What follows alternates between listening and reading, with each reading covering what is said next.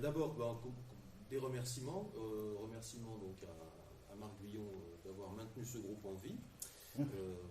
Cette fédération hollandaise de la libre pensée, puisque sans lui, elle n'existerait plus. Et donc, on essaie de la faire vivre à nouveau par un cycle de conférences qui commence aujourd'hui. Et donc, merci à Christian, président de la Libre Pensée de Gironde, d'être venu nous parler de la laïcité, avec ce titre un peu particulier, en forme de clin d'œil, leur laïcité et la nôtre. Ça nous a semblé nécessaire à la suite de pas mal de choses qui se sont passées depuis la rentrée scolaire.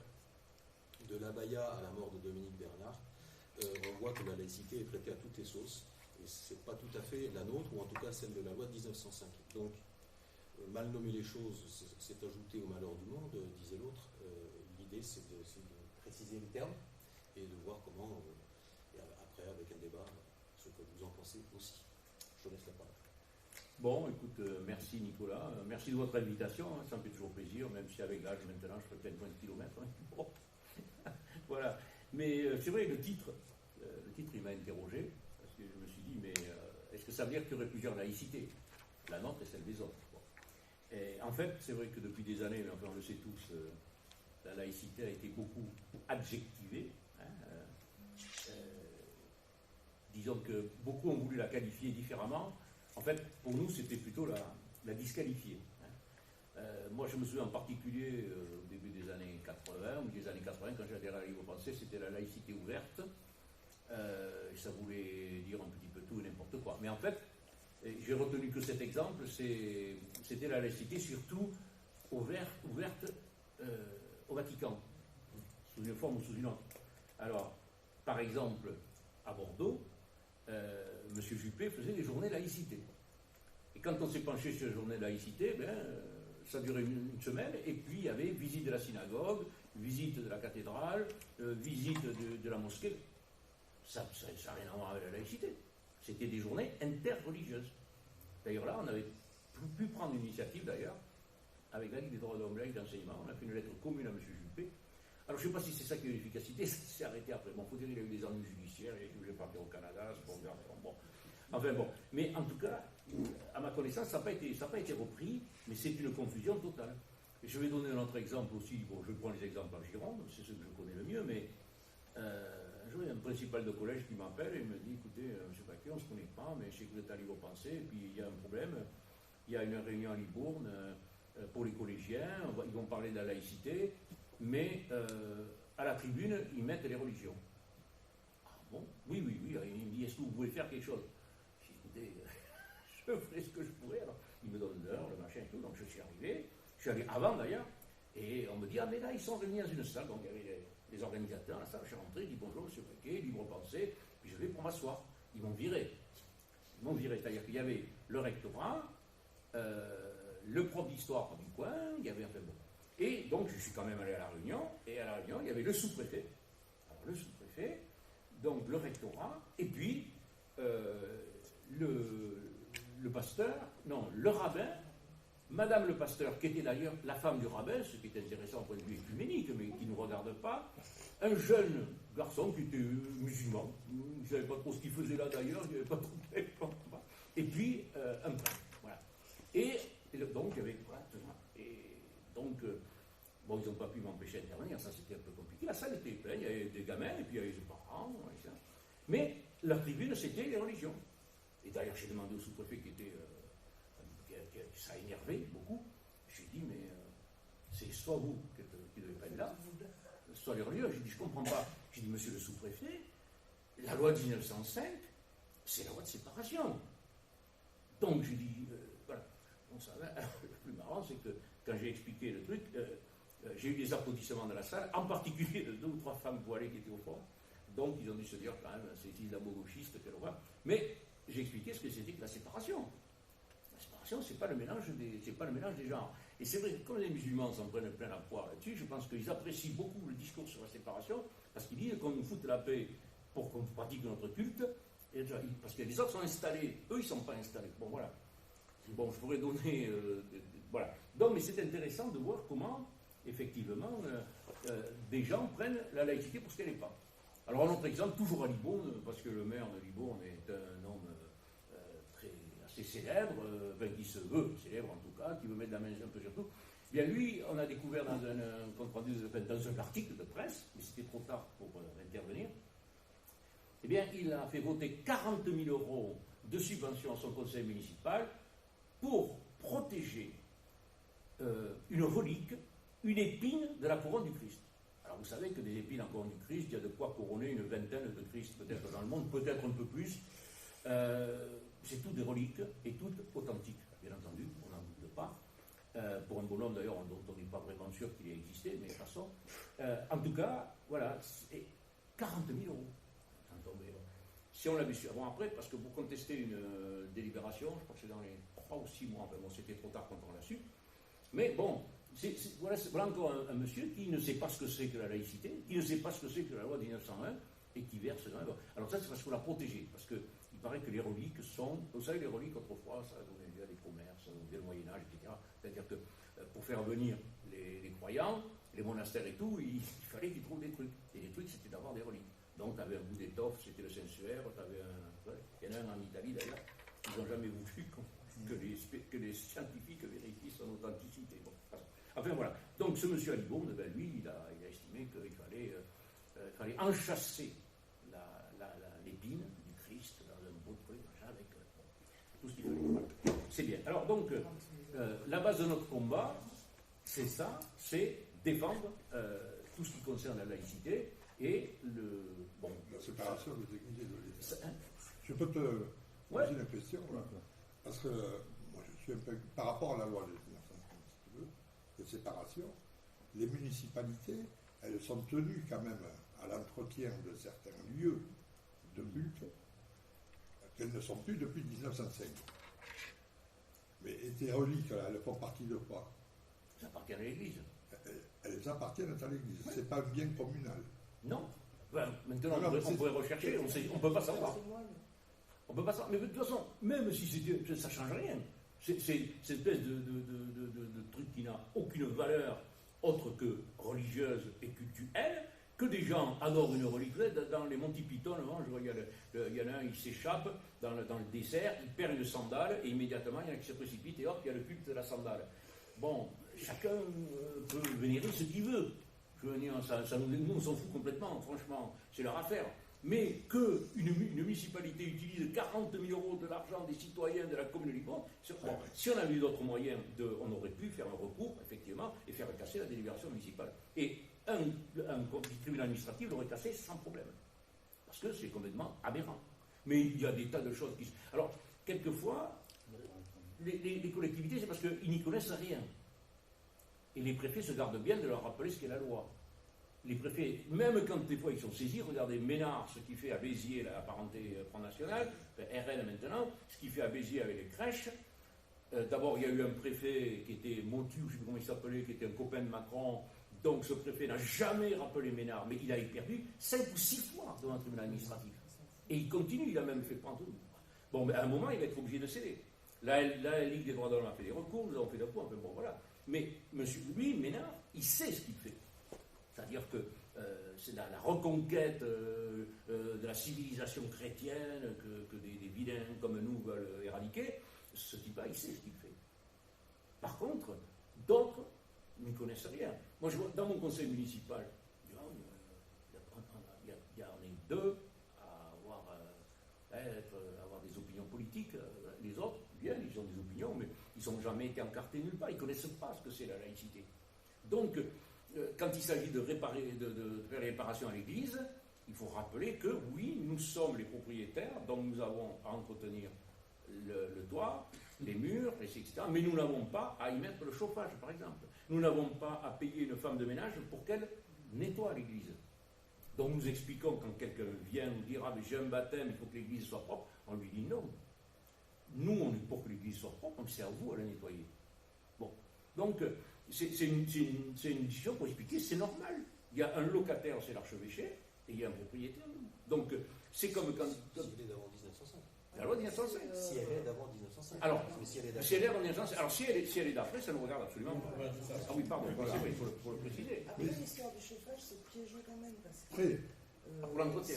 Si on ne chauffe pas, enfin, peut arriver des dégâts intérieurs qui peuvent tomber sur la tête de voilà. quelqu'un, c'est le maire de la commune qui est responsable. Voilà. Donc il y a une espèce de Il faut.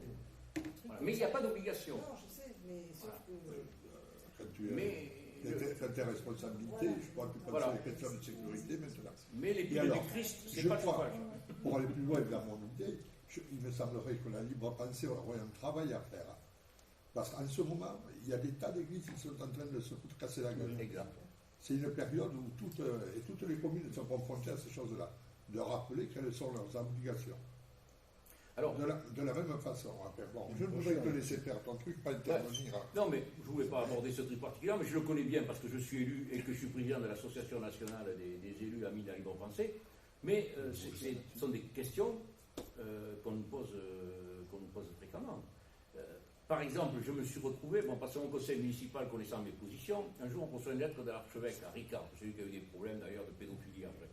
Et maintenant il est à la retraite, il est allé se cacher du côté dans le Sud. Mais ce monseigneur-là, il nous envoie un courrier en disant, justement à propos des églises, c'est notre patrimoine, c'est-à-dire le sien et le nôtre. Bien, on discutait de la formule, et il a invité les élus. Donc qu'est-ce qu'ils ont dit à mon conseil municipal? Bon, ben Baquet, il t'en charge. Je dis, je ne veux pas aller me réunir avec monseigneur Ricard. Si, c'est toi qui t'en charge. On t'a élu à l'unanimité. Bon, donc je suis allé. Il y avait d'ailleurs 200 élus à peu près dans la salle. Alors on a eu droit à tout un truc d'associations qui en fait sont toutes des associations chrétiennes qui créent qui travaillent à la rénovation des édifices cultuels. Donc ils nous ont vanté les mérites à tel machin, etc. D'ailleurs, j'ai fini. Puis après, je voyais les gens dans la salle, parce que la plupart des petites communes, on n'a pas beaucoup d'argent. Déjà dans mon canton, qui n'est plus un canton maintenant puisqu'ils les ont liquidés, mais il y avait 15 communes, il y a toujours 15 communes. Et ces 15 communes, il y a à peu près 18 églises. Donc un jour, j'avais une discussion avec des maires, comme ça, il y en a un qui a dit, quand même, on en aurait 3 ou 4, ça suffirait largement. Voilà, ça a dit, la discussion, c'était pas une question de conviction, c'était une question de... Et alors là, le cateau est monté au bras, oui, mais quand même, ça. Mais on a trop d'églises, on ne sait pas quoi faire. Donc, je suis intervenu dans cette réunion, mon signoret, là, et puis j'ai dit, écoutez, moi quand j'entends des collègues qui montent à la tribune pour vanter, je dis, ils ont eu de l'argent et tout, j'ai dit, c'est très bien, tant mieux pour eux.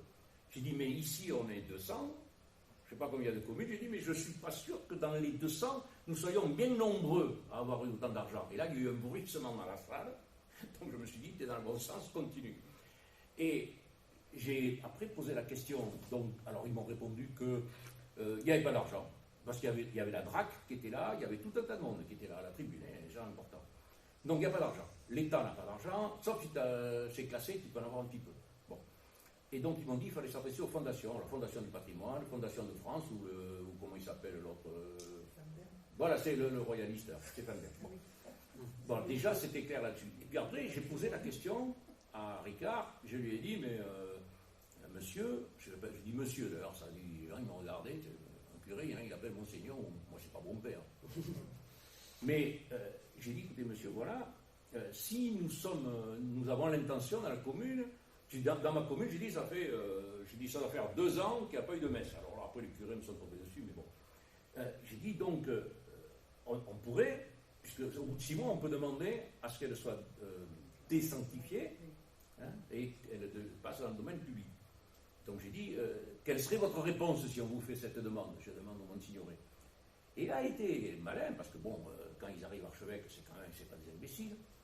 Ils peuvent être réactionnaires, mais pas imbéciles.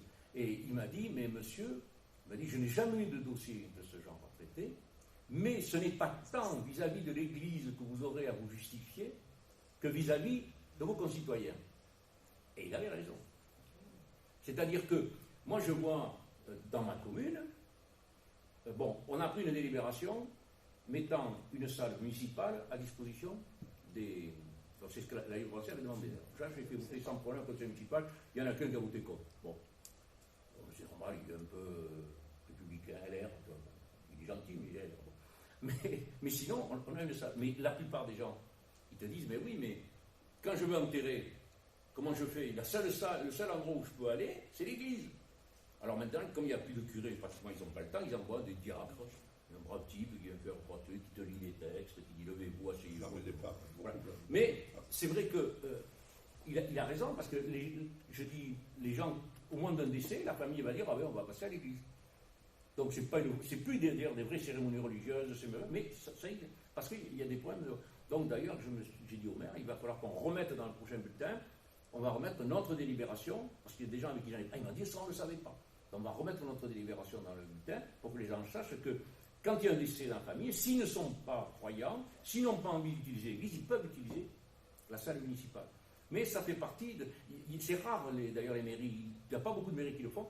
Il y a par contre une mairie, j'avais tout ça à Cognac, ils ont construit, alors pourquoi, je ne sais pas qui était le maire, ils ont construit une salle spécialement à côté du cimetière pour recevoir les familles et faire des cérémonies laïques.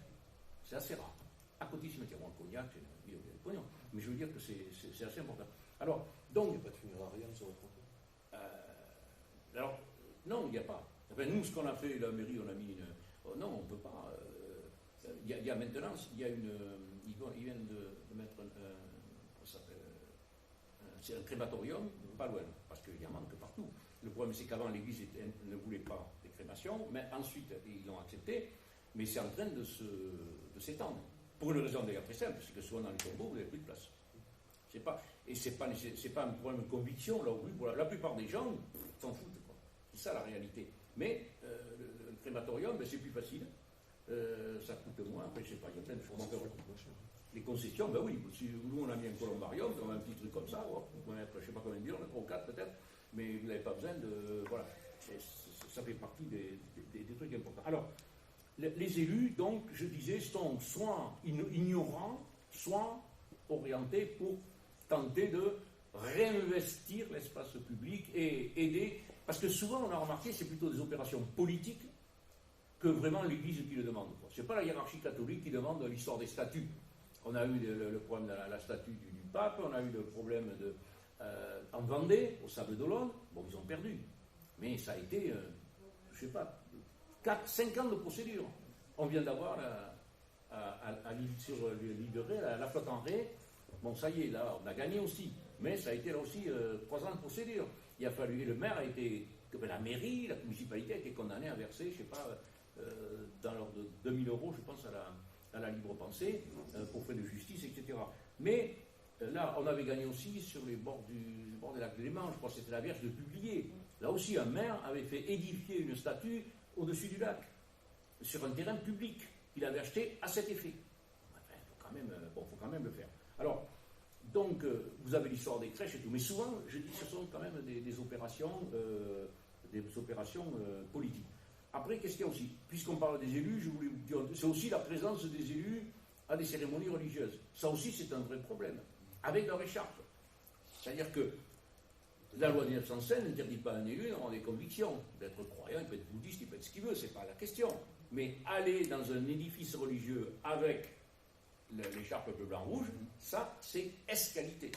Et ça, c'est totalement contradictoire à la loi de 1905. Donc, on se heurte aussi à ce problème. Par contre, quand ce sont des cérémonies en plein air, où on invite l'archevêque, etc., à Arcachon, par exemple, ils vont bénir les bateaux.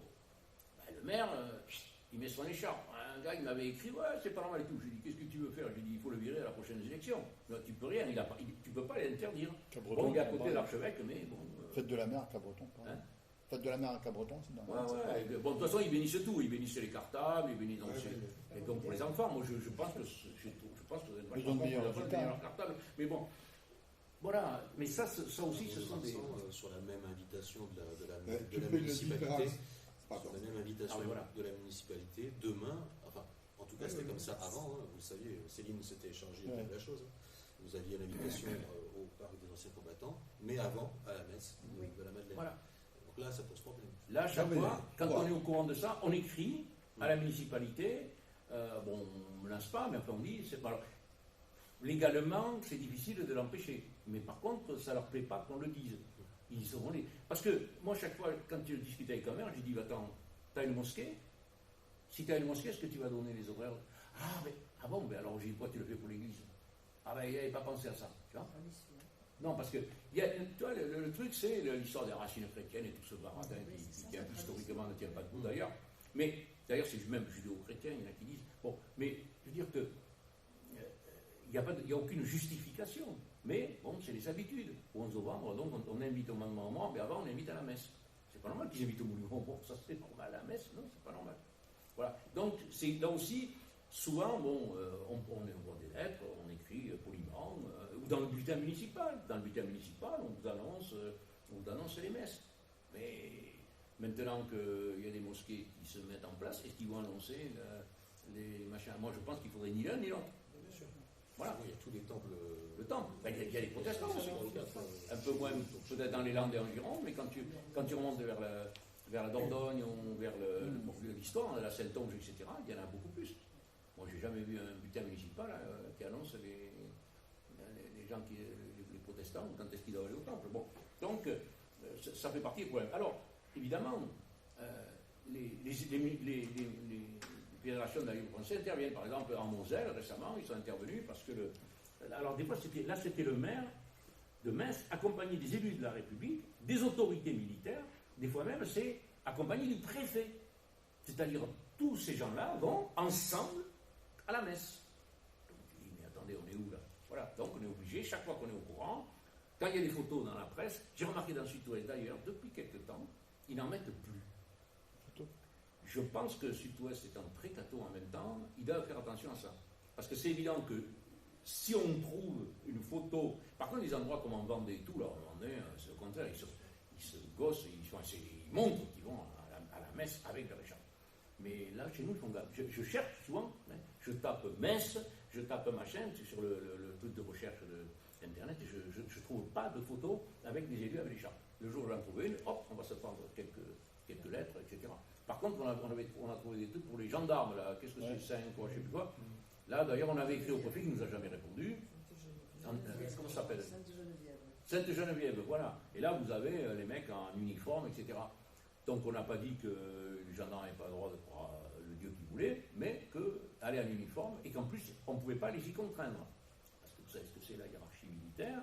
Si le capitaine du secteur, il dit on va à la messe, tous ceux qui sont de service, à la messe. Bon, ça fait partie là aussi de ces choses qu'il ne faut pas laisser s'installer. Et là, alors récemment, mais l'exemple vient de haut, je dis toujours, récemment, vous avez eu le pape à Marseille. Alors là, c'est un imbroglio, c'est quand même pas mal. C'est à l'invitation du maire de Marseille. Je ne sais pas ce qu'il est vert, qu'est-ce qu'il est de gauche, paraît-il. Bon. En tout cas, d'abord, il a été co-organisateur, comment ça s'appelait ce que j'avais noté, des rencontres méditerranéennes. Co-organisateur avec le cardinal Aveline, rencontres méditerranéennes entre les évêques et les jeunes. Bon, dans ce cadre-là, des rencontres méditerranéennes. Alors, vous savez, on a dans ce pays une vieille tradition qui vient des croisés, où finalement la chrétienté c'était au nord de la Méditerranée et les sauvages, les musulmans au sud. Bon. Le problème c'est que même aujourd'hui en France il y a quand même autour de 4 millions de musulmans, donc ça c'est fini. Ah ben oui, parce que ça s'est remonté. Bon. Mais ceci dit, il y a quand même cette... moi j'ai découvert ça en cherchant qu'il y a eu très peu en France par exemple, de chercheurs qui se penchaient sur l'histoire arabo-musulmane, sur par rapport... Non, c'était Orient-Occident. Voilà. Et nous, c'est l'Occident, les civilisés, les autres aussi, les colonisés, etc., etc. Mais là, donc, je pense que l'Église, qui veut chercher à retrouver quelque part de marché, donc a voulu faire autour de la Méditerranée. Alors, je ne vais pas aller chercher les trucs plus précisément, mais je me suis posé cette question. Et dans ce cadre-là, donc, Benoît Payan, maire de Marseille, a dit « J'invite le pape ». Bien, mais qui paye? Là, nos camarades, je pense qu'ils vont avoir à éplucher les budgets de la mairie de Marseille pour savoir qui a payé. Parce que le maire a dit qu'il allait avoir besoin de payer, et c'était normal, il trouvait, 2 trônes pontificaux. Ouais. Bon, franchement, tu dis 2 trônes pontificaux, bon, on sait bien que c'est le Saint-Siège, je dirais, mais ça fait 2 sièges saints, quoi. Voilà. Pour une personne, ça veut dire. Pour une personne, ouais. ça fait un peu beaucoup. Mais en même, alors, ça c'est le premier problème. Mais le second problème, c'est que le pape a dit lui-même que ce n'était pas, il ne venait pas en tant que chef d'État. Alors nous, on discute à Léopatien, on pense que le Vatican n'est pas un État. Mais bon. Il a dit, je viens juste en tant que chef religieux. Or, Macron, lui, a décidé d'aller rencontrer le pape en tant que chef d'État. Et d'aller à la messe. Et vous avez quand même ce truc, vous dites, mais ce type-là, il ne marche pas sur la tête, il sait très bien ce qu'il fait. Il a dit, je ne vais pas à la messe en tant que catholique, je vais à la messe en tant que président de la République. Donc, vous vous rendez compte où est-ce qu'on en est? C'est-à-dire, c'est totalement l'inverse de la loi de 1905. Il aurait dit, j'y vais en tant que catholique, on aurait dit, bon, tant pis, le président de la République, tout le monde le sait, mais non, il dit, j'y vais en tant que président de la République. Donc, vous voyez comment ces gens-là renversent complètement les choses, on marche sur la tête. Bon, maintenant, avec Macron, je vous dirais, depuis 2017, quand il est arrivé, il est allé voir toutes les religions, il leur a dit, il a même dit aux protestants, j'ai besoin de vous. Bon, je ne suis pas sûr que les protestants lui disent, nous, on a besoin aussi de vous, mais d'ailleurs, pas grand monde peut-être lui a dit ça. Bon, bien qu'actuellement, l'histoire de soi-disant d'antisémitisme, on voit bien comment il se dispose aussi de manière très politique, qui a, à mon avis, pas grand-chose à voir avec les religions et la question de... Bon, enfin, pas ça. En tout cas, il a fait tout ça dès qu'il est arrivé. Il est allé au Vatican recevoir les insignes de conseil chanoine du Latran, c'est-à-dire que, bon, après, il voulait mettre en place un concordat avec l'islam. Bon, ça, c'est une ânerie, parce qu'ils sont arrivés à mettre en place un concordat avec l'Église catholique, ça date de Napoléon, ça, parce qu'il y a une hiérarchie. Mais après, ils sont arrivés du coup, en copiant un peu, en faire un peu avec les protestants, dans lesquels il n'y a pas de hiérarchie, ou pas la même, très peu, et alors avec l'islam, c'est un problème. Donc, ils ont essayé de faire quoi? De créer une hiérarchie dans l'islam, ce qui est un peu compliqué quand même. Bon, on va passer un concordat. En tout cas, le concordat, on n'a pas encore revu, parce que, par contre, ils essaient de passer des accords permanents. Alors, donc, vous voyez qu'il y a aussi, on marche à la tête. Et puis, alors, toi, tu as parlé tout à l'heure de la Baïa, mais oui, alors là, on a eu droit à la rentrée quand même, à quelque chose d'assez extraordinaire. Le ministre décide qu'un vêtement devait être interdit à l'école, et il décide, lui, que c'est religieux. Alors, pas une obédience musulmane, toutes les obédiences musulmanes ont dit l'inverse. Le Conseil français des cultures musulmanes, ils ont dit, mais non, c'est un vêtement, effectivement, qui a été remis à la mode en Arabie Saoudite par les intégristes, c'est indéniable, qui l'ont remis à la mode, évidemment, parce que c'est une question de soumission de la femme, tout ce qu'on veut, mais c'est un vêtement comme un autre, quoi. Ils sont même allés virer une gamine, bon, ça c'est paru sur les réseaux sociaux, avec un kimono. Elle avait un jean dessous. Bon, mais là, c'était par destination. Vous savez, c'est comme un crime, non? On prenait un gourdin, il devient une arme par destination, même si au départ, c'était juste un piquet qui était fait pour tenir. Bon, on tombe là-dedans. Mais c'est quand même un comble. C'est le gouvernement qui décide de donner un brevet de religion. Or, bon, déjà la loi de 2004, c'est la loi de Jospin, là, sur les signes religieux. Nous, on avait quelques doutes là-dessus, parce que qu'est-ce que ça veut dire signe ostensible ou pas? Je veux dire, si vous avez un gamin qui arrive avec un médaillon où il y a une croix gammée, elle est petite, et qu'est-ce que vous pouvez lui dire? Reviens avec une plus grosse que je puisse te sanctionner, quoi. Ben, je veux dire que ça ne tient pas debout. Hein, petit ou gros, qu'est-ce que ça veut dire? Ou on interdit tout. Donc la loi, elle est un peu ambiguë là-dessus. En tout cas, la circulaire de 2022, elle en a ajouté. Elle interdit, c'est 2022 quand même, elle interdit les tenues qui ne sont pas par nature des signes d'appartenance religieuse, mais qui peuvent le devenir indirectement et manifestement en raison du comportement de l'élève. Là, juridiquement, ça devient difficile, donc on dit au chef d'établissement, débrouillez-vous avec ce ça. Donc cette gamine avec son kimono, indirectement, ça devenait un signe religieux. Bon, il faut quand même le faire. Ils peuvent le devenir. Moi, ça m'a, je dirais, j'ai retrouvé ça dans les textes alliés au passé, je ne savais pas que, j'avais même pas fait attention à cette circuit. Et alors en plus, donc attendez, on confond les signes d'adolescence et les signes de radicalisation. Ça va devenir, franchement, moi je me suis dit, bon, quand j'étais ado, ça arrivait ce truc-là. Moi, j'ai dit, je vais pas confesser ça à mon petit-fils, parce que bon, il n'est peut-être pas encore assez, il a que 14 ans, il a un troisième. Mais moi, que j'étais ado, j'aurais eu un truc comme ça, j'allais convaincre 50 bons hommes, garçons et filles, d'arriver la semaine d'après, tous avec une abaya dessus. Et j'aurais bien voulu la tête du chef d'établissement. Bon, les mômes aujourd'hui, ils ne savent pas trop faire ça. Nous, on savait faire ça dans la génération. Bon, parce que c'est quand même incroyable. C'est ce que je dis, c'est vrai. Mais surtout, par rapport, en tout cas, à la laïcité, c'est l'État qui s'institue à l'instance qui fabrique du religieux. Donc, c'est le contraire de la loi de séparation. Donc, quand c'est cultuel, ils font en sorte que ce soit culturel, et quand c'est que culturel, ils vont nous dire que c'est l'État qui nous dit que c'est culturel. Donc, sauf que le problème, c'est que le gouvernement en rajoute, mais comme par hasard, c'est toujours contre les mêmes. Ce sont toujours les mêmes qui trinquent. C'est-à-dire que ce sont les musulmans qui sont la cible. C'est vrai qu'en 2004, moi je prends toujours cet exemple parce que je m'en souviens, à la télé, ils interviewent une gamine qui doit avoir 15 ans ou je ne sais pas quoi, et elle, qui d'ailleurs ne portait ni voile ni rien, mais elle a dit, oh ouais, elle a dit la loi, ouais, c'est contre nous les musulmans. L'accent des banlieues, ben, elle avait raison. Elle a bien compris que ceux qui étaient visés, c'était pas la croix ou je sais pas quoi, mais que c'était les gamins qui pouvaient arriver avec un foulard, machin, etc. Alors, on se dit, là, le gouvernement est en train de décider ce qui est religieux et ils franchissent un pas dans la discrimination. C'est très clair.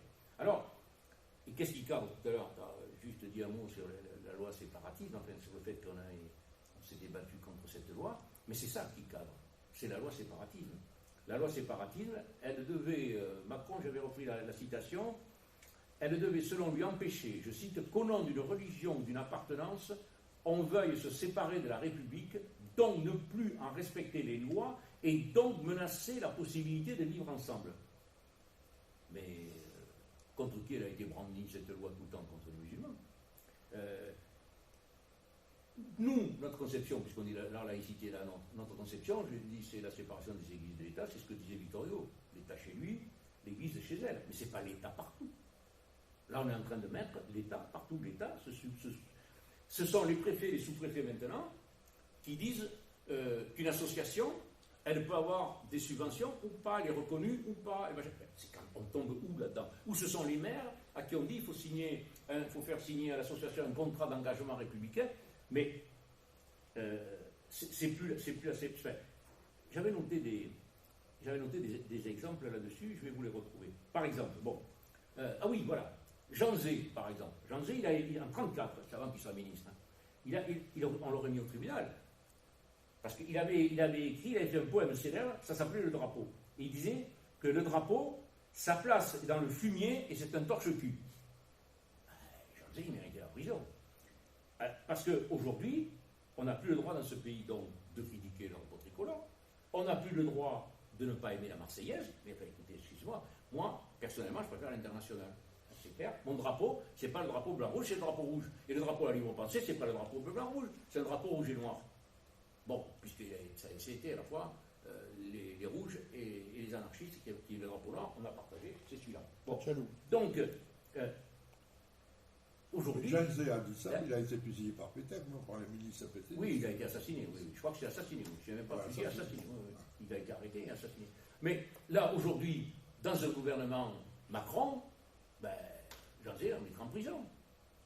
Parce qu'il n'a pas le droit. Mais ça veut dire un anarchiste, est-ce qu'il n'est pas pour l'État, il est contre l'État, il est pour la dissolution de l'État bourgeois. Donc, qu'est-ce qu'on peut faire? Pourquoi on veut lui imposer? Bon, un royaliste aussi, d'ailleurs, il n'a pas le droit. Bon, le royaliste, comme Darmanin était membre de l'Action française, bon, il protégera un petit peu peut-être les siens, puis ses origines, mais je veux dire que c'est totalement contradictoire à la liberté de conscience, complètement contradictoire à la liberté de penser telle qu'on la défend. C'est plus la liberté. Et ils font dépendre les subventions des collectivités aux associations de ce contrat d'engagement républicain. Par exemple, nous, en Gironde, on a 2 caveaux dans 2 cimetières différents sur lesquels il faudrait entretenir, faire des réductions du corps. Mais ça coûte. Ils sont pleins, voilà, surtout un en particulier. Donc, on aura besoin d'une subvention. On ne va pas, s'il faut sortir, je ne sais pas, 4 ou 5 000 euros, peut-être de cet ordre-là, peut-être un peu moins. De toute façon, mais pour demander une subvention, il va falloir que je rencontre le président du conseil départemental pour lui dire est-ce que tu fais signer quelque chose ou pas, ou est-ce que tu me. Parce qu'il m'a dit il faut que tu m'envoies un argumentaire. J'ai envoyé un argumentaire, je n'avais pas pensé au contrat d'engagement républicain. Et de quel droit on ferait signer à la libre pensée un contrat d'engagement républicain alors que c'est la libre pensée qui est à l'origine de la loi de 1905? Il faut quand même le faire. Bon. On voulait demander aussi une subvention à la mairie de Bordeaux, mais on aura le même problème avec la mairie de Bordeaux. Même les salles. Et même pour les salles. Il Il faut cocher la case. Bon, alors, on va regarder de plus près. Bon, maintenant, comme la Ligue des droits de l'homme est moins regardante, il ne faut pas le marquer dans le compte rendu. Et comme la Ligue des droits de l'homme est moins regardante que nous, on va retenir les salles dans la Ligue des droits de l'homme. Mais bon, alors, je ne vous fais pas un petit laïus sur les écoles publiques et écoles privées, parce que de toute façon, là, c'est de l'ordre de, je sais plus, 13 à 15 milliards. Si on prend en compte l'État et les régions, l'État, c'est autour de 12-13 milliards officiels, hein, et les régions, c'est le plus. Donc, c'est autour sûrement de 15 milliards, peut-être plus, on ne sait pas tout. Et on ne prend pas en compte tout ce qui est la garantie pour les emprunts. Parce qu'ils créent des associations. Il y a deux, c'est pas des associations, comment on dit, qui sont chargées de collecter des fonds, une pour le privé sous contrat, une pour le privé qui n'est pas, et qui ont 60% de déduction fiscale. Voilà. Pas 75 ? Pas 75%. C'est 70%. C'est 75%. C'est des fondations. Voilà, ce sont des fondations.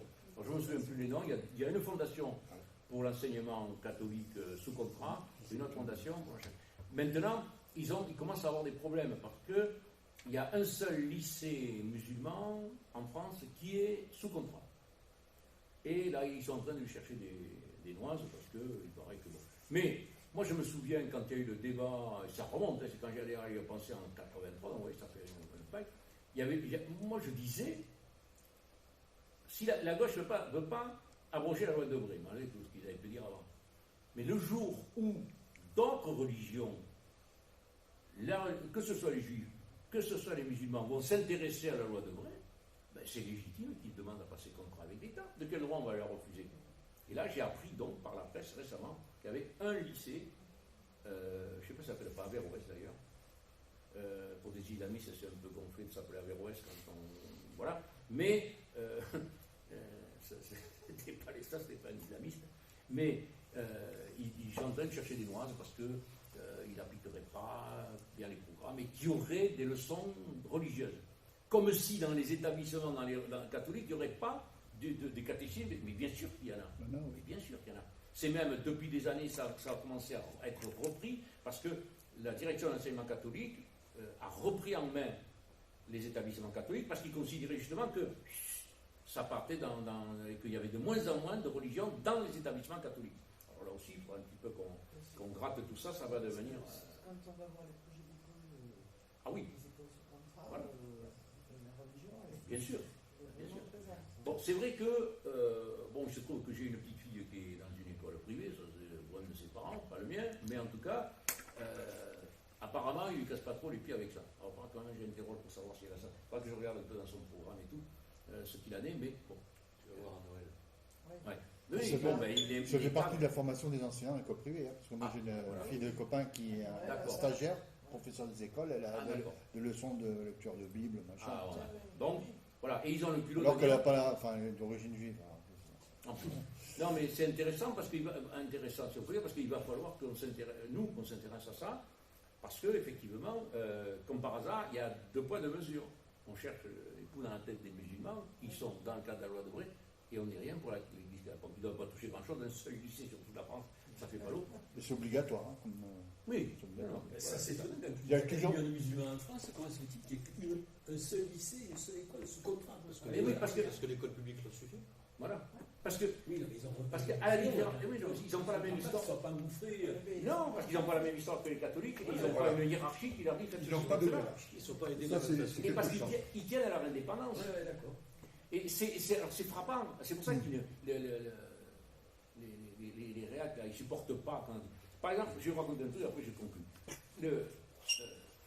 Je suis invité, je vois un débat, pour une association que je ne connais absolument pas, avec les religions, sur les questions d'actualité, la laïcité et tout. Bon, je dis, j'y vais, avec il ne faut pas y aller. Mais si, bien sûr que si, on a toujours discuté avec les religions, c'est pas un problème, ça ne remet pas en cause notre indépendance. Alors c'était dirigé par un prof de sciences politiques, toujours le même, d'ailleurs, bon, etc. Et puis il y avait donc Tarek Omrou, l'imam de la mosquée de Bordeaux, qui est connu d'ailleurs dans les médias.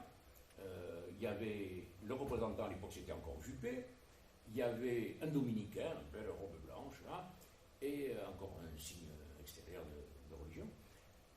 Et un rabbin, il n'y avait pas de protestants. Il y avait le rabbin. Et la discussion sur plusieurs sujets, donc dans les plusieurs lieux passés. Et quand arrive la question de la construction des mosquées, parce qu'à l'époque, c'était il y a une dizaine d'années qu'il y avait encore Juppé, le problème c'était les prières dans la rue, etc. Bon. D'ailleurs, vous avez vu, c'est rentré, à partir du moment où les musulmans ont eu des salles pour se réunir, il n'y a plus de problème de prière dans la rue. Pourquoi ils ont fait ça? Il faut les comprendre. Les mecs qui voulaient prier, ils n'avaient pas de salle, donc ils le faisaient dans la rue, c'était de la provoque, mais ils avaient raison de le faire. Qu'est-ce que vous voulez leur dire? Bon, maintenant, on leur a trouvé des salles, il n'y a plus de problème. Donc, des imbéciles qui faisaient des trucs saucissons pinards sous leurs yeux, etc. Bon.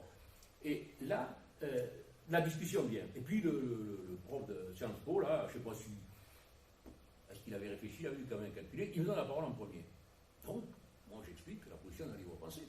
On n'a rien, nous, contre l'édification de salles destinées au culte. Mais, on dit que ce soit des musulmans ou qui que ce soit, ce ne sont pas les finances des collectivités publiques qui peuvent construire ces monuments, ni quoi que ce soit. Alors, bon, eh bien, le seul qui a affirmé son accord avec la libre pensée, c'est Tarek Oubrou, de la mosquée de Bordeaux. Et il a dit publiquement, oui, il y avait du public, c'était un débat comme ça, c'était à la télé, il y avait, je ne sais pas, il y a du monde dans la salle. Et il a dit, moi j'ai besoin qu'on construise une mosquée à Bordeaux. Il a dit, mais donc j'ai besoin d'argent. Ce sont des souscriptions. Et il a dit, et je serai très clair là-dessus, je publierai les comptes et je dirai d'où vient l'argent. Il dit, et si de l'argent vient de l'extérieur, avec des contraintes en ce qui concerne ce que j'explique dans, etc., là, je refuserai cet argent. Qu'est-ce que je peux dire de plus à ça?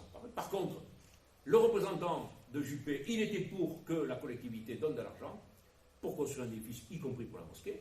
Le dominicain, il était pour, parce que lui se dit, s'il donne de l'argent pour la mosquée, il va m'en donner à moi. Par contre, le rabbin, lui a dit, en gros, il s'en foutait complètement. Il a dit ça, et c'est important aujourd'hui, parce que c'est pas la même position. C'est ça qu'on voit que moi, les Juifs, pour des raisons politiques, le CRIF, là, etc., c'est pas représentatif, finalement, vraiment, de tous les Juifs. Lui, même ce rabbin, il a dit, mais écoutez, nous, en tant que Juifs, on est parfaitement intégrés, on s'intègre dans les pays où l'on est, à la culture. Ici, il y a la laïcité, il y a la séparation des églises de l'État, ça ne pose pas de problème, et on ne demande pas d'argent à la collectivité. Lui non plus, d'ailleurs. Donc, il n'a pas été aussi catégorique que le... Mais on voit aussi, comme par hasard, c'était l'Église catholique et la droite qui se prononçaient pour les subventions. C'est-à-dire que on est dans un... Et on désigne les musulmans, mais c'est pas eux. Moi, je dis c'est pas eux. Alors, ça ne veut pas dire qu'il n'y a pas chez eux quelques franges terroristes, hystériques, islamistes, tout ce qu'on veut, qui ne sont pas tout à fait la même chose. D'ailleurs, les intégristes, les islamistes et les intégristes, ce n'est pas nécessairement les terroristes non plus. Bon. Voilà, ça j'ai appris ça aussi. Mais, en tout cas, notre position là-dessus, elle est assez insupportable pour tous les tenants de l'ordre établi. Parce que qu'est-ce qu'on peut prendre comme billet, comme argent? Alors, curieusement d'ailleurs, ce n'est pas nécessairement non plus dans les organismes catholiques qu'on en prend plein la figure. La croix, la vie, j'ai pris des citations. Là, par exemple, dans la vie c'est plus ouvert apparemment. Avant, ça s'appelait la vie catholique, ils ont supprimé catholique, ça s'appelait la vie. Par exemple, ils ont expliqué dans un numéro récent la base du combat de ceux qu'on appelle les libres penseurs est donc, citation, la défense de la séparation des églises de l'État et celle des églises de l'école publique. Fin de citation. Selon les mots de Christian Eichel, avec deux grandes lois pour référence, les lois scolaires de Jules Ferry et la loi de 1905, selon laquelle la République ne reconnaît le salarié. Très bien, c'est la vie qui le dit. Dans cette loi, l'article 28 leur tient particulièrement à cœur. Citation, il indique qu'à partir de la promulgation de la loi, le 1er janvier 1906, on n'a plus le droit d'ériger dans la sphère publique tout signe religieux, explique le libre penseur. Fin de la citation, la sphère publique concerne les services publics et les institutions. C'est-à-dire que la vie catholique, honnêtement, dit, voilà la position des libres penseurs. On pourrait trouver la croix, par exemple, ça est arrivé aussi, c'est un peu plus quand même, ça ne nous aime pas nécessairement, mais sur la question, par exemple, des statuts qui veulent remettre ça, la croix reconnaît la loi de 1905 et dit, bon, c'est vrai. En ce qui concerne les crèches, par exemple, bon, ça les embête qu'on soit contre, mais ils disent, ben oui, c'est la loi. Et ils ne sont pas demandeurs d'installation de crèches. Mais, donc, là où on est ciblé sur tout, c'est tout ce qui est le plus réactionnaire, tout ce qui est le plus extrême droite, un certain nombre de collectivités, de municipalités, comment ça s'appelle le truc, boulevard Voltaire ou je ne sais pas quoi. Donc là, on est des extrémistes, des radicaux. Valeur actuelle, bon, j'ai oublié cela. Alors, vous connaissez les trucs, extrémistes, radicaux, laïcards forcenés, intégristes de la laïcité, anticatholiques, laïcistes acharnés. Vous voyez, il y a des formules militants antichrétiens aussi. Alors là, c'est l'insulte suprême, c'est les militants antichrétiens. Alors, mon camarade de chaîne, j'ai repris une citation qu'il faisait d'Alfred de Musset. Alors j'aime bien, parce que lui, il aime bien la littérature. Alfred de Musset disait déjà dans Laurentation, ceux qui mettent les mots sur leur enclume et qui les tordent avec un marteau et une lime ne réfléchissent pas toujours que ces mots représentent des pensées et ces pensées des actions. Bon, belle citation. Justement, les actions, nous, des actions, on ne se contente pas de mettre les mots et de les laisser tordre, mais on a des actions. Et c'est ça qui, en fait, c'est ça qui dérange, parce que, vous connaissez la formule des Gilets jaunes, on lâche rien. Donc, ben, nous, on lâche rien. On est, chaque fois qu'on le peut, même quand on n'est pas très bon, on est sur tous les terrains, je veux dire, on lit la presse, on essaie de ne pas, d'exister pour défendre ce qu'est la laïcité, ce qu'est la loi de 1905. Donc, on prend des initiatives. Sur le contrat d'engagement républicain, par exemple, il y a des endroits où il y a des mairies qui ont reculé. Le problème d'un maire, c'est qu'il est obligé d'appliquer la loi. Enfin, il n'est pas obligé de faire signer un contrat, par exemple. Voilà. Etc. Enfin, il y a des endroits, par exemple, c'est à Dijon, par exemple, Rebsamen, qui pourtant est un macroniste, bon, il a abandonné le fait d'exiger de signer le contrat républicain pour prêter les salles. Donc, je pense que c'est ça notre combat, donc c'est ce que reconnaissait donc à sa façon la vie catholique. Parce qu'il y a quand même quelque chose dans ce pays, je peux vous conclure là-dessus, c'est que la laïcité vit quand même dans la conscience des gens. Alors, c'est pas toujours interprété, mais ils n'aiment pas que tout le monde se mêle de tout réciproquement, que l'Église leur dise ce qu'ils ont à faire, etc. Même quand ils sont croyants, certains disent bon, écoute, on va pas. Regardez l'histoire de la fin de vie, hein, de ce que défend l'association pour le droit de mourir dans la dignité, le droit au suicide assisté, etc. Les sondages, c'est plus de 80%, si je me souviens bien, qui sont pour. Et quand, d'ailleurs, parenthèse, quand Macron est allé à Marseille et parlait de ça avec le pape, comme par hasard, la loi qui devait sortir fin août, elle n'est toujours pas sortie, elle est toujours pas, le projet de loi n'est toujours pas sorti.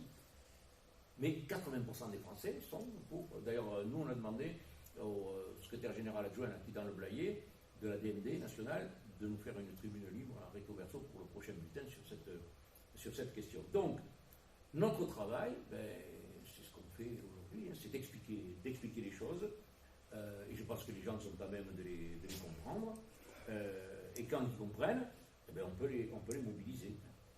Bon, c'est vrai que ça fait longtemps, quand il y avait eu ça, l'histoire de Bayrou qui avait remis en cause, qui avait voulu remettre à l'ordre du jour la loi Fallou, la changer pour étendre les financements à tout le monde, il y avait quand même eu près d'un million de personnes. Alors oui, c'était impressionnant. On ne s'y attendait pas trop d'ailleurs, je me souviens. C'était la proposition qu'on soumet à la discussion de tous, une confédération laïque pour la défense de la liberté de conscience. Ça va nous permettre on propose une organisation souple et ça va nous permettre d'engager le débat avec énormément d'associations. Il y a 10 ans, on n'aurait pas pu le faire. Aujourd'hui, on est en mesure de le faire parce qu'on a repris, c'est pas l'arc républicain, mais c'est l'arc laïque, on peut dire, on a repris notre place. Voilà. Merci beaucoup. J'espère que je n'ai pas été trop long.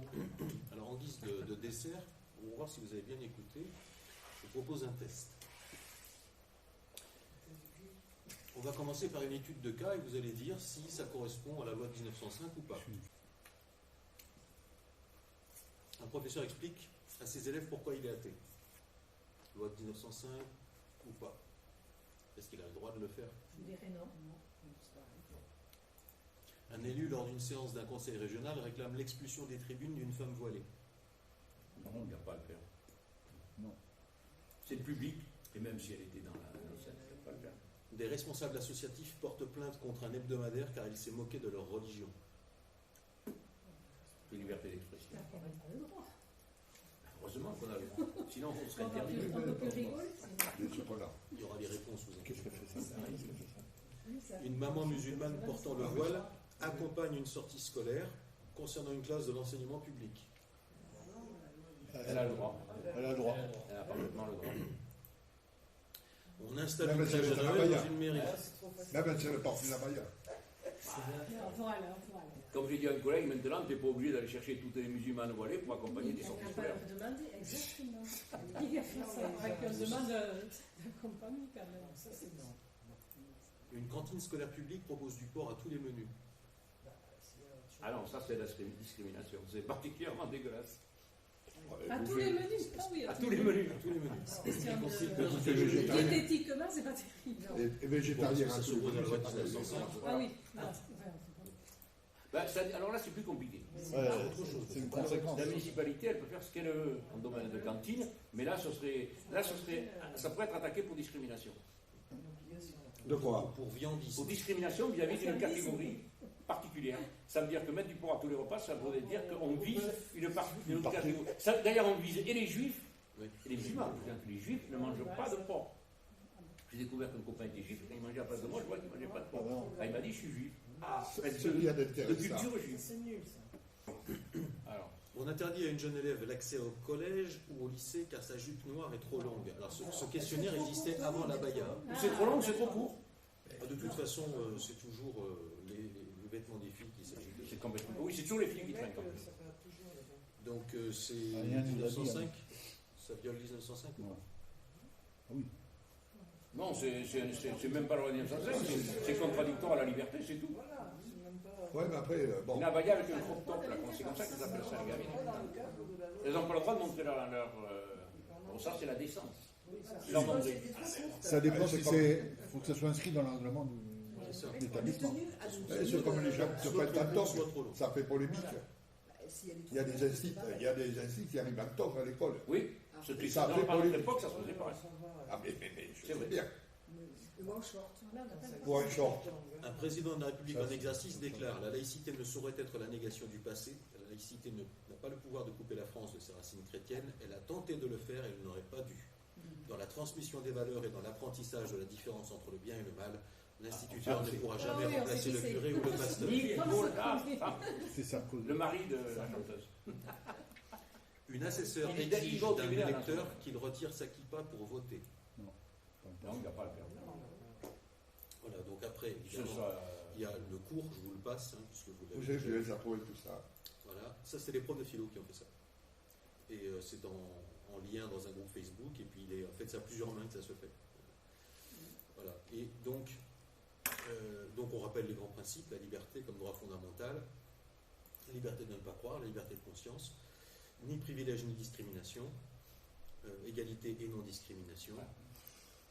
Neutralité de la puissance publique ne veut pas dire neutralité de l'espace public, et c'est ça le fondement de beaucoup des décisions sur les cas qu'on vient de voir. Donc on n'interdit pas l'expression publique des croyances religieuses ou d'athéisme, mais garantir au contraire l'exercice de la liberté de culte. C'est l'État qui doit être neutre, pas nous. absolument. La laïcité repose sur le principe de la neutralité de la puissance publique, mais pas de l'espace public. Et quand on a bien compris ça, ça permet bien de trancher entre pas mal des situations. Donc ce n'est pas la sécularisation de la société non plus, c'est-à-dire la déreligionisation de la société, c'est pas ça, la laïcité, mais c'est la sécularisation de l'État, en l'occurrence. Oui, lui se déreligionise, il doit le faire en tout cas. Bon, pluralisme, séparation de l'État et de la religion, en résumé. Donc voilà, cas 1 de l'enseignant. Intéressant. La neutralité de l'État interdit à tout agent de l'État l'expression de ses opinions professionnelles, donc il n'a pas à expliquer à ses élèves pourquoi il est athée. Le conseil régional. Aucune loi n'interdit le port de signes religieux dans un espace public, autre que les établissements scolaires. Donc on peut aller à un conseil municipal habillé comme on veut. Cas numéro 3, la plainte contre le journal. Donc. Bon, c'est le délit de blasphème, il n'existe plus depuis 1881. Alors je sais qu'il y en a qui voudraient le remettre en place, hein, mais il ne fait plus partie de la législation. Mais en revanche, la loi Pleven de 72 amende la loi de 81 en créant le délit d'injure et les provocations à la haine, à la violence ou à la discrimination. Donc il y a moyen de, quelquefois, la mère voilée. La circulaire Châtel de 2012 prescrit la neutralité religieuse des accompagnateurs de sortie, mais comme accompagnateur de sortie, c'est pas très clair. Le Conseil d'État de 2013 rend un avis stipulant que les parents sont de simples usagers, n'étant ni agents ni collaborateurs du service public, ils ne sont pas ça, les salariés, par les exigences de neutralité religieuse. Aucune obligation. Dans son conseil, donc dans son avis, le Conseil d'État souligne le vide législatif de collaborateurs occasionnels et précise que les directions d'école et l'éducation nationale peuvent intervenir en cas de comportement jugé inadapté. C'est-à-dire de prosélytisme, par exemple. Mais bon, là, on est sur le borderline. La crèche, évidemment non, ça tout le monde l'avait compris. Mais, le mercredi 9 novembre 2016, le Conseil d'État a estimé qu'une évaluation au cas par cas devait déterminer si la crèche installée par la personne publique a un caractère culturel, artistique ou festif, ou bien si au contraire elle s'accompagne d'une dimension religieuse. Une crèche qui n'aurait pas de dimension religieuse. Tu mets une guirlande, ça y est, c'est festif. Ouais, ça a permis à certains dans le sud à cause des santons, en disant les santons, c'est la tradition folklorique, ça n'a rien à voir. Bon. Mais on a, depuis qu'il y a eu cet arrêt du Conseil d'État, ceci dit, on a eu très très peu de problèmes, à part des gens comme Ménard, la provocation, au Sable d'Olonne, enfin en Vendée. Alors pour les viandards, le porc à la cantine, l'État ne fait aucune obligation aux établissements scolaires de prendre en compte les pratiques religieuses des élèves. La jupe longue. Donc cette fameuse loi du 15 mars 2004 qui interdit à l'école le port de signes qui manifestent ostensiblement une appartenance religieuse. Sauf que quand c'est l'État qui définit la religiosité de l'appartenance, la direction peut donc interdire l'accès à l'élève, mais cela relève toujours d'une interprétation de la loi et du cas par cas. Et en 2022, avec le plan de laïcité, demande de sanctionner systématiquement et de façon graduée le comportement des élèves portant atteinte à la laïcité lorsqu'ils persistent après une phase de dialogue. Alors, l'idée, c'est de sanctionner systématiquement et de façon graduée. Donc, à la rentrée, ça n'a pas été gamer, petite sanction. Oui, petite sanction. Le discours du président, bon voilà, c'est mort, parce que la neutralité de l'État impose qu'il ne prône pas de position religieuse. Et le bureau de vote, il n'existe pas de limite à la liberté vestimentaire des électeurs dans le respect habituel des bonnes mœurs. Si tu viens en abaya et en crop top, alors là, il faut voir. Car c'est pas possible, puisque l'abaya te recouvre complètement. Bon, merci à vous. Ouais. Merci à vous. Ah, ouais. Mais